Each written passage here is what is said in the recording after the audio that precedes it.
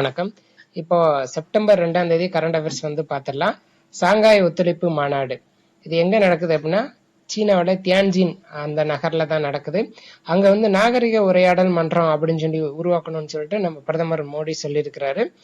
அப்புறம் வந்து SCO வளர்ச்சி வங்கி அதுவும் ஒன்று உருவாக்கணும் அப்படின்னு சொல்லிட்டு மாநாட்டில் பேசியிருக்கிறாங்க. அடுத்த கரண்ட் அஃபேர்ஸ் பார்த்தோம் அப்படின்னா தமிழகத்துல 3வது பல்லுயிர் பாரம்பரிய தலமா ஏலத்தூர் ஏரியை அறிவிச்சிருக்காங்க. இதுக்கு முன்னாடி அறிவிச்சது எதுன்னா 2002ல அரிட்டாப்பட்டியும் 2004ல திண்டுக்கல் மாவட்டம் காசம்பட்டியும் அது 2வதா அறிவிச்சிருக்காங்க.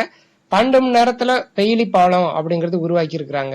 இது எங்க அப்படின்னா ஜம்மு காஷ்மீர்ல. இதுக்கு முன்னாடி பெயிலி பாலம் எங்க உருவாக்குனாங்க அப்படின்னா நம்ம கேரளா வயநாடு அங்க வந்து இந்த பெயிலி பாலம் உருவாக்குனாங்க. இது யார் உருவாக்குனாங்கன்னா நம்ம இந்திய ராணுவம் தான் உருவாக்குனாங்க. அப்புறம் அமிபிக் மூளைக்காய்ச்சல் இது எங்க வந்துச்சு அப்படின்னா இப்ப கேரளாவில் எந்த ஒரு தொற்றும் ஃபர்ஸ்ட் கேரளால தான் வரும். இது மூளையை தின்னக்கூடிய அமீபா எனப்படும் அமிபிக் மூளைக்காய்ச்சல் சரிங்களா, அங்க கேரளாவில் அதிகமா பரவிட்டு வருது. இது மாசடைந்த நீரை அந்த குளிக்கிறதுனால பரவுது. அடுத்து பார்த்தோம் அப்படின்னா தமிழ்நாட்டுல ஜெர்மனி நிறுவனங்கள் தொழில் திட்டங்கள்ல நிறைய முதலீடு செஞ்சிருக்காங்க. நம்ம முதல்வர் வந்து ஜெர்மனி போயிருக்கிறாங்க. அங்க நிறைய நிறுவனங்களோட ஒப்பந்தம் போட்டிருக்கிறாங்க. அப்படி ஒப்பந்தம் போட்ட நிறுவனங்கள் பார்த்தோம் அப்படின்னா நார்ஃப்ரேம் நிறுவனம், அப்புறம் தார்டெக்ஸி, EPM பாப்ஸ்ட் நிறுவனம், BMW நிறுவனம், இந்த மாதிரி நிறுவனங்கள்ல நிறைய வந்து ஒப்புதல் போட்ட அவங்க வந்து நம்ம தமிழ்நாட்டுல வந்து நிறைய நிறுவனங்களை வந்து உருவாக்குவாங்க.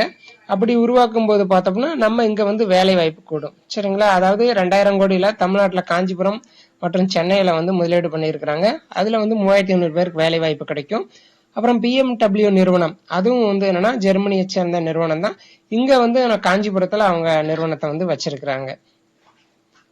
தார்டெக்ஸ் நிறுவனம் பார்த்தோம்னா இது உலகின் மிகப்பெரிய காற்றாலை உற்பத்தி செய்யும் நிறுவனங்கள்ல ஒன்னா இருக்கு. அந்த EPM பாப்ஸ்ட் நிறுவனம் இது வந்து மின் மோட்டார் மற்றும் மின் விசிறிகள் தயாரிப்புல ஒரு முன்னணி நிறுவனமா இருக்கு. இதன் மூலம் வந்து 201 கோடி முதலீட்டுல 250 பேருக்கு வேலை வாய்ப்பு அளிக்க புரிந்துணர்வு ஒப்பந்தம் மேற்கொண்டிருக்கிறாங்க.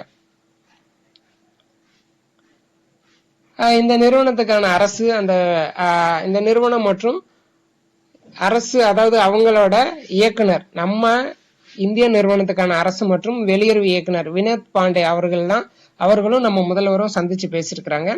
அதுக்கடுத்து பார்த்தோம்னா ஜெர்மனியில இருக்கிற அந்த கொலோன் பல்கலைக்கழகத்துல நமது பழந்தமிழர் இலக்கிய சுவடிகள் உட்பட 40,000 அரிய தமிழ் நூல்கள் இருக்கிறத வந்து நம்ம முதல்வர் வந்து பார்வையிட்டிருக்கிறாரு.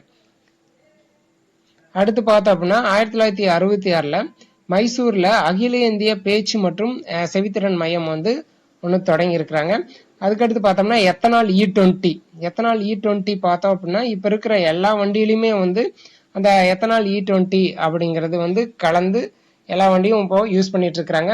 இதுல பார்த்தோம் அப்படின்னா அந்த மாசு குறைவு வருது சரிங்களா. அப்போ 80% பெட்ரோலும் 20% எத்தனாலும் கலந்து கொடுக்கறதுனால என்ன ஆகுது அப்படின்னா மாசு நிறைய குறையுது.